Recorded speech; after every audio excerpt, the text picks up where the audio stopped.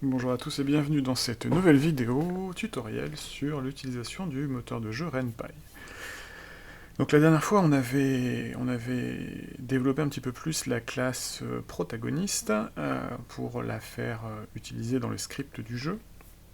Et maintenant on va s'intéresser à la possibilité de créer une nouvelle classe qui va nous permettre de naviguer dans un système de cartes, on va dire. On va poser la logique tout de suite en créant une nouvelle classe. Classe que l'on va appeler, pour les besoins, on va l'appeler place. Ouais, place, ça sera très bien. Alors, on va se mettre dans notre folder classe, on va faire un new file, et donc on va l'appeler place.rpy. On va aller vite, hein, puisque ça ressemble énormément à ce qu'on a fait précédemment. Donc on fait un init Python. Tiens, en reparlant des init, on va donner une valeur aux init. La première qui sera lancée sera celle-là, donc init 1. Le protagoniste, on va lui donner un init 2.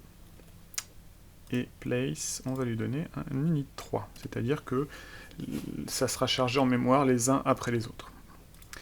Alors, on a donc appelé cette classe, on va donc appeler cette classe, comme je disais, place. On va lui donner un constructeur, definite, self, ça va avoir un name, et on va lui donner un deuxième attribut qui sera est-ce qu'il est lock ou unlocked.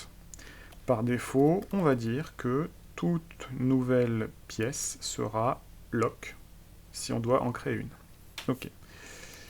Donc self.name est égal à name.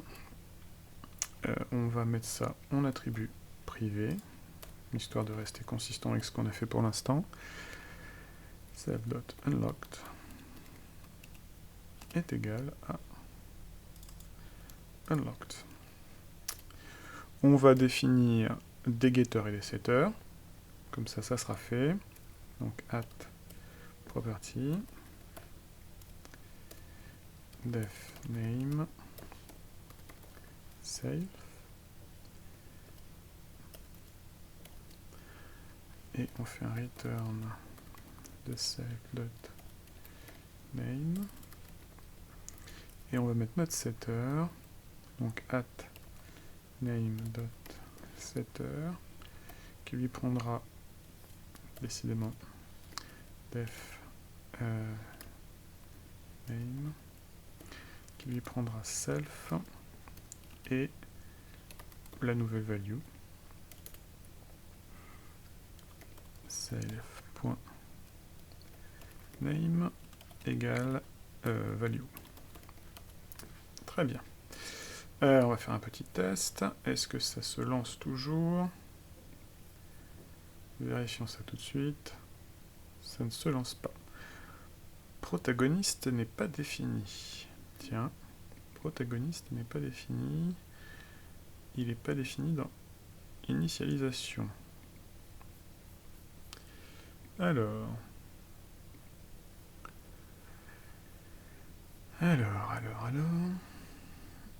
C'est très bizarre parce que j'ai bien mon define qui est ici.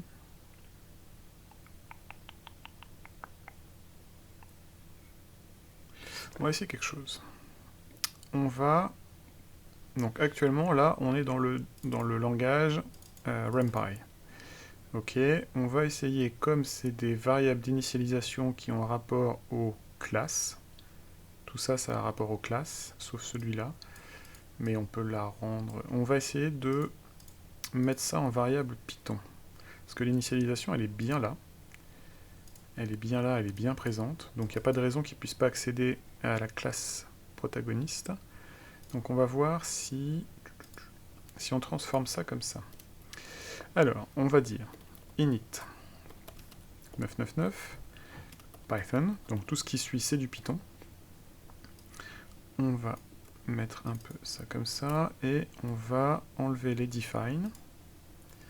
On va juste initialiser les variables comme on le ferait en Python. Tac.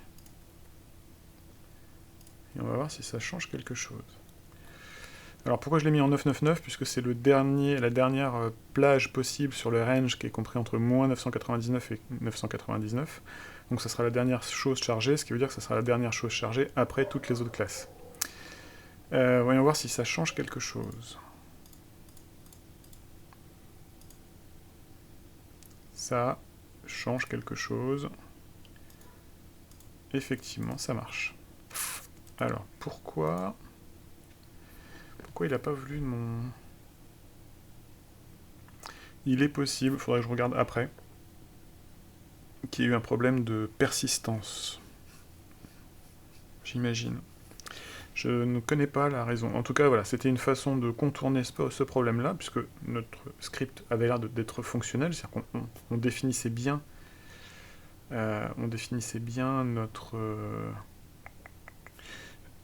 notre main caractère. Je vais refaire un CTRL-Z sur ce que je viens de faire là, et je vais vérifier un truc. CTRL-C, donc on fait un CTRL-Z, voir, j'avais bien fait un define. Ah, define. Sauf qu'il n'est pas define, ok. Alors, donc c'est 1000. Define, ça n'est pas amené à évoluer, sauf que du coup, on le fait évoluer dans le temps, ce protagoniste, ou en tout cas, on fait évoluer son porte-monnaie. Est-ce que ça serait pas ça mon problème? Et si, c'était ça mon problème. Ok, bon. Bon, ça c'est réglé. C'est intéressant, malgré tout, de voir un peu de debug. Vous voyez que j'avais un souci, je suis passé outre, mais il y avait une autre façon, enfin, c'est que j'avais pas tout à fait bien compris le problème. Et du coup, comme je suis passé en Python, ben, mes variables sont dynamiques, c'est pas des constantes. Comme là, actuellement, avec un define, ça devient une constante. Et du coup, dès que je voulais le modifier, ben, ça me posait un problème. Donc, ça fonctionne. Maintenant, on va revenir à notre place. Donc, on a défini notre classe. Maintenant, qu'est-ce qu'on veut faire? On veut déjà initialiser un premier objet. On va dire notre lieu de départ. Donc, lieu de départ. Et on va dire que ça va être ce coup-ci on ne va pas se faire avoir, default. Est-ce qu'il sera amené à évoluer? Oui, il sera amené à évoluer, puisque à l'intérieur de notre classe, on a un unlock, qui est un booléen qui passera à true à partir du moment où on pourra y accéder. Donc, default. Est-ce que je ne vais pas plutôt faire une liste? Bonne question. Je réfléchis en même temps que je code. Oui, effectivement, on va faire ce que j'ai fait au début. Excusez-moi, ça... Je réfléchis en même temps, mais en réalité, c'est pas forcément très clair tout de suite. On va revenir sur du Python,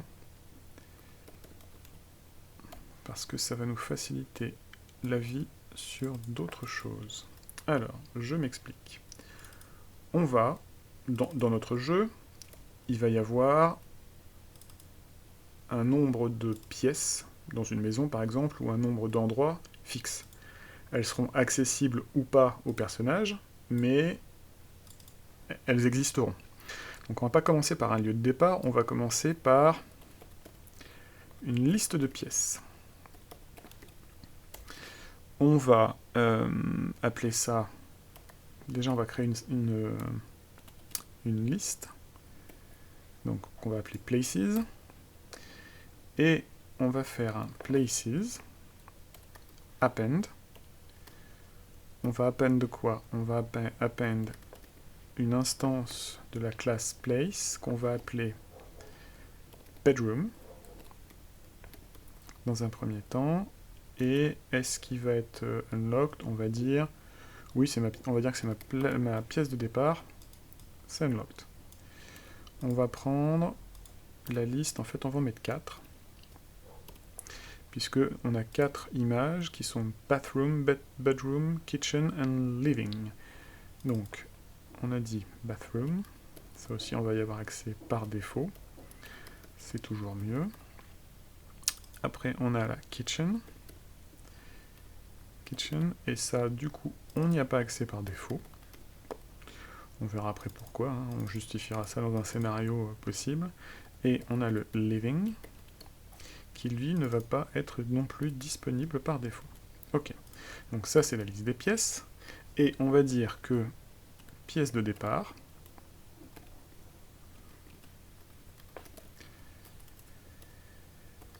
qu'on va appeler location, ça sera la variable, voilà, on va dire que ça sera places 0, soit le bedroom. Donc là, si c'est bien fait, on va lancer notre jeu, on n'a pas d'erreur, on va faire un Shift O et on va voir Location. C'est bien un objet, et on va dire location.name, puisqu'on a codé nos getters et notre getter et notre setter sur le name. On est bien dans la bedroom. Ok, donc ça c'est fait. Maintenant, il va falloir que on fasse... qu'est-ce qu'il va falloir qu'on fasse? Il va falloir qu'on fasse une fonction qui... Je réfléchis. Une fonction qui modifie ce lieu en question. Et qui va modifier, du coup, le background correspondant.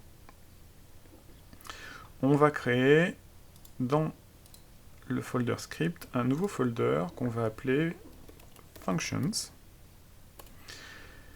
Et dans ce nouveau folder, on va faire pour l'instant un new file qu'on va appeler functions.rpy.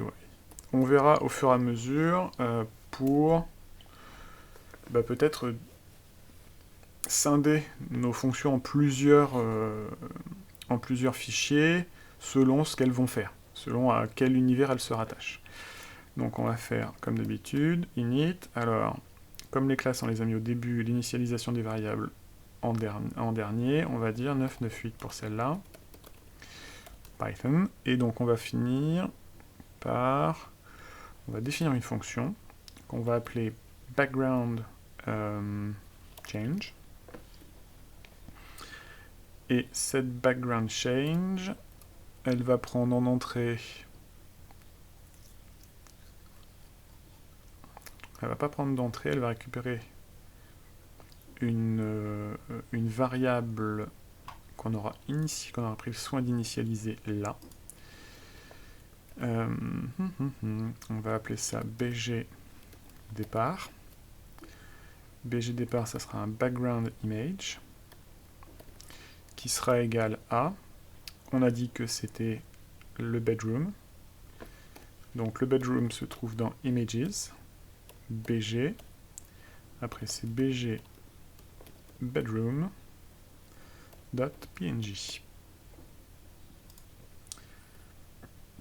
Donc ça c'est notre background de base. Oui. Donc notre fonction, qu'est-ce qu'elle va faire? Elle va dire que notre background image sera égal à bg, non, pardon, images, slash bg, slash bg espace, plus location en lower, puisque si vous vous souvenez, dans l'initialisation qui est là, ma location, je l'ai appelée bedroom, bathroom, kitchen et living avec un B majuscule. Or, mes images, eux, sont BG et bathroom B minuscule. Donc on va mettre tout ça en lower. Et on rajoute l'extension qui est donc un .png. OK. Et une fois qu'on a fait cette transformation, on va return notre background image. Alors, ça c'est bon. Maintenant, eh ben, on veut afficher cette image. Pour afficher cette image, on va créer un nouveau screen. On va créer un nouveau screen, ouais. Dans le script, on va faire un new folder qu'on va appeler ce coup-ci screens. Et on va faire un new file.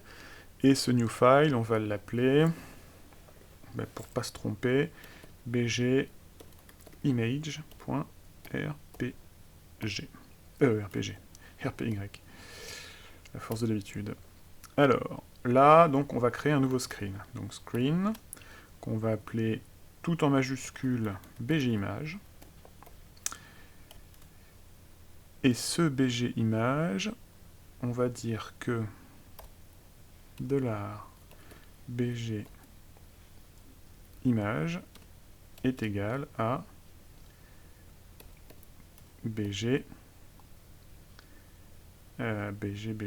change. bg change. Et on va add bg image dans notre screen. Alors, donc on récapitule. Aussi pour moi, pour voir si je ne suis pas trompé. On crée notre classe place qui a un name et qui a un statut de lock ou unlock. Okay. On initialise un ensemble d'objets, place, donc un ensemble d'endroits, qu'on va append à une liste. On va décider que la pièce de départ, qu'on va appeler location, en tout cas que l'endroit où se trouve le joueur à l'instant T s'appelle location, et la pièce de départ va être considérée comme la bedroom. Okay. Et on va avoir une image de background de départ qui sera image background bedroom. Ok. Maintenant qu'on a fait ça, il faut qu'on puisse modifier